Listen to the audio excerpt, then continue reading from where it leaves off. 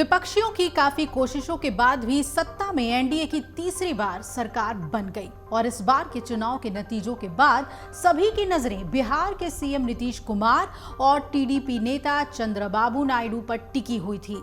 इस बार की सरकार बनाने में नीतीश कुमार और चंद्रबाबू नायडू दोनों ही किंग मेकर की भूमिका में नजर आए, लेकिन किसी ने यह नहीं सोचा था कि नीतीश कुमार की एक गतिविधि को लेकर बाद में उस पर राजनीति गर्मा जाएगी।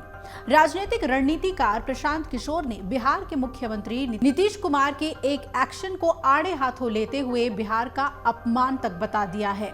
ऐसे में सवाल ये उठता है कि नीतीश कुमार ने ऐसा आखिर क्या कर दिया था। प्रशांत किशोर ने क्यों कहा कि सत्ता में बने रहने के लिए नीतीश कुमार ने ये सब किया है। नीतीश कुमार कि क्या करने से बिहार का अपमान हुआ है। इन सवालों के जवाब जानने से पहले ये जान लीजिए कि ये मामला आखिर क्या है।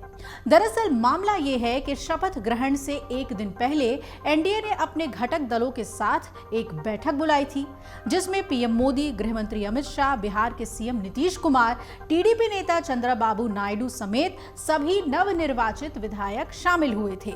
और इस दौरान नीतीश कुमार ने प्रधानमंत्री नरेंद्र मोदी को भरोसा दिलाते हुए अपने संबोधन में कहा कि इधर उधर करने से किसी को कुछ नहीं मिलता, जिस पर पीएम मोदी जमकर ठहाके लगाते हुए नजर आए थे। इस दौरान नीतीश कुमार ने पीएम मोदी के पैर छू लिए थे। जी हाँ, ठीक मंच पर उन्होंने प्रधानमंत्री के पैर छू लिए।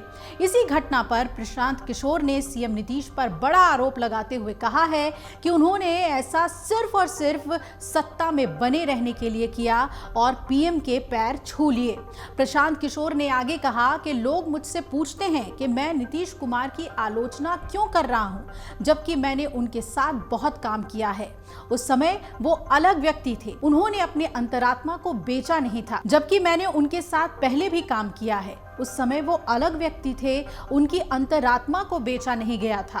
प्रशांत किशोर ने 2015 में जेडीयू अध्यक्ष के चुनाव अभियान का प्रबंधन किया था और 2 साल बाद औपचारिक रूप से पार्टी में शामिल हो गए। उन्होंने पिछले हफ्ते दिल्ली में एनडीए की बैठक का हवाला देते हुए आरोप लगाया कि किसी राज्य का नेता उसके लोगों का गौरव होता है, लेकिन नीतीश कुमार ने मोदी के पैर छूकर बिहार को शर्मसार कर दिया। नीतीश कुमार की जेडीयू ने लोकसभा चुनाव में 12 सीटें जीती और भाजपा की दूसरी सबसे बड़ी सहयोगी बनकर उभर गई, जो अपने दम पर बहुमत हासिल करने में विफल रही है। मोदी की सत्ता में वापसी में नीतीश कुमार की एक अहम भूमिका के बारे में बहुत चर्चा हो रही है, लेकिन बिहार के सीएम अपने पद का लाभ कैसे उठा रहे हैं? वो राज्य के लिए लाभ सुनिश्चित करने के लिए अपने प्रभाव का इस्तेमाल नहीं कर रहे हैं।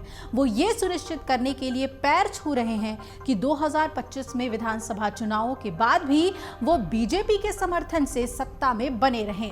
दरअसल शुक्रवार को भागलपुर में प्रशांत किशोर एक जनसभा को संबोधित कर रहे थे और इस दौरान उन्होंने नीतीश कुमार पर ये सारी बातें कह दी।